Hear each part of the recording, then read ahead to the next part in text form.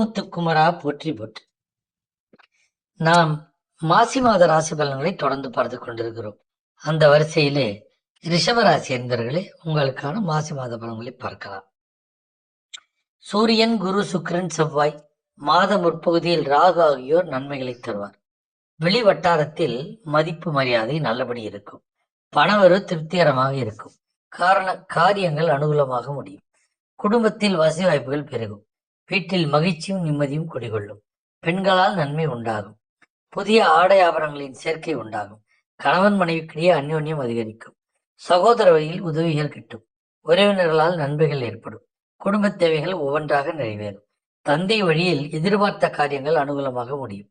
பூர்வீக சொத்து பிரச்சனையில் பொறுமையை கடைபிடிக்கவும். சிலருக்கு தடைபட்ட திருமணம் கூடி வரும். வெளியூர் பயணங்களின் போது தேவையான முன்னெச்சரிக்கை மேற்கொள்வது நல்லது. அலுவலகத்தில் உற்சாகமாக செயல்படுவீர்கள்.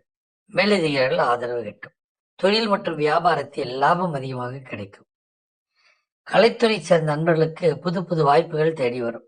மாணவர்களுக்கு படிப்பில் ஆர்வம் குறையக்கூடும். கலைஞர்களுக்கு மறைமுக தொல்லைகள் விலகும். உங்களை பற்றி கிசீசுகள் தோன்றினாலும் அதனால் பாதிப்பு ஏற்படாது. மாணவர்கள் படித்தால் மட்டுமே தேர்வுகளில் தேர்ச்சி பெற முடியும். அதனால் கஷ்டப்பட்டு படிக்க வேண்டும். ஆசிரியர்களின் ஆலோசனைகள் மிகுந்த பயனுள்ளதாக இருக்கும்.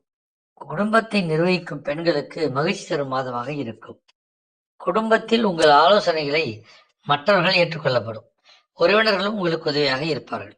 அக்கம் பக்கத்தில் இருப்பவர்கள் அனுகூலம் உண்டாகும். வேலைக்கு செல்லும் பெண்களுக்கு எதிர்பார்த்த சலுகைகள் கிடைக்கும். நல்ல நாள் பிப்ரவரி 18, 19, 20, 23, 24, 25, 27, மார்ச் 4, 5, 6, 7, 8, 9. சந்திராஷ்டம நாட்கள் பிப்ரவரி 28, மார்ச் 1, 2. அதிர்ஷ்ட எண்கள் 7, 9. நீங்கள் வழிபட வேண்டிய தெய்வம் தட்சிணாமூர்த்தி ஆஞ்சநேயர்.